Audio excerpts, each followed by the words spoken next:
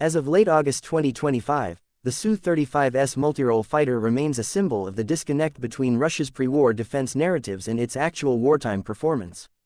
Designed as a heavily upgraded version of the Soviet-era Su-27, the Su-35S was intended to serve as a backbone of the Russian Air Force's tactical aviation fleet. Prior to the full-scale invasion of Ukraine, Russian officials and defense media heavily promoted the Su-35S as a near-peer competitor to Western 4th and 5th generation aircraft.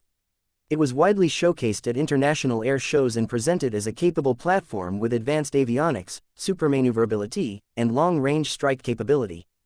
However, its actual battlefield record over Ukraine has presented a more sobering reality.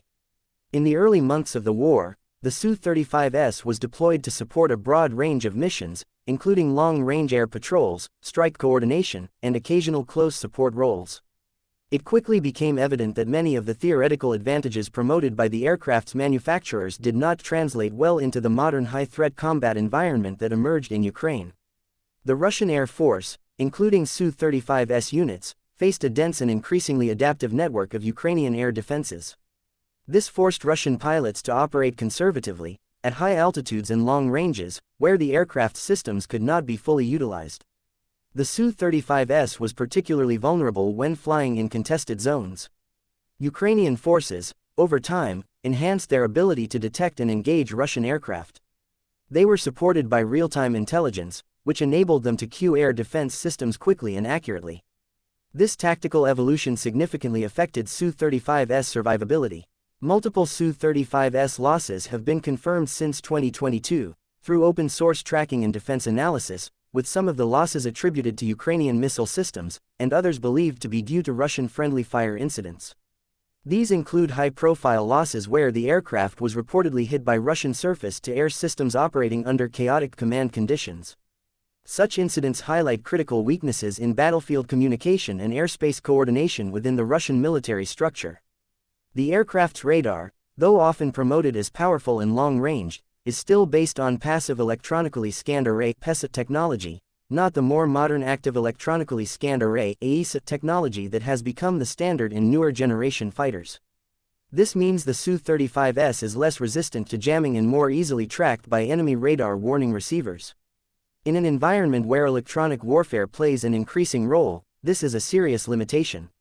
The aircraft's onboard systems do not appear to provide the pilot with the kind of full battlespace awareness that modern combat requires.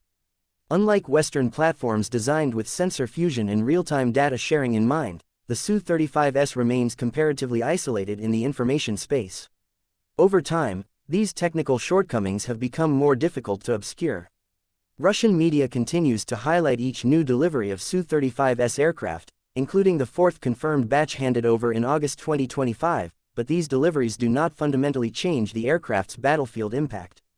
While the production line remains active and the platform continues to be promoted for export, the operational record of the Su-35S is increasingly shaped by attrition, limited effectiveness, and a lack of adaptability in modern high-intensity combat.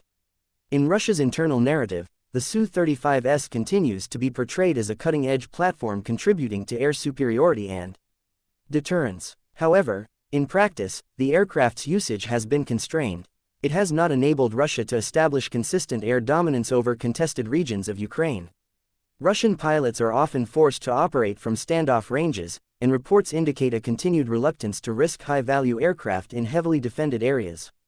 This cautious posture contrasts sharply with the more aggressive tactics used earlier in the war and suggests a deeper awareness within Russia's command structure of the Su-35S's operational vulnerabilities. The limitations of the Su-35S are not isolated, they reflect broader issues within Russia's defense industrial base and military doctrine. The aircraft is a product of a system that has historically emphasized platform performance in idealized conditions, with little attention to the requirements of sustained, multi-domain, modern warfare. This disconnect has become increasingly clear in Ukraine, where prolonged combat has exposed the fragility of legacy assumptions about airpower, platform survivability, and battlefield integration. The Su-35S has not performed to expectations. While it remains a powerful airframe in theory, its wartime record demonstrates that it lacks the integration, resilience, and adaptability needed in modern peer-level conflict. Its role in the Ukraine war has shifted from a symbol of strength to a case study in how technological claims, unsupported by operational results, collapse under real-world pressure. The continued production and public promotion of the aircraft cannot conceal the widening gap between rhetoric and reality.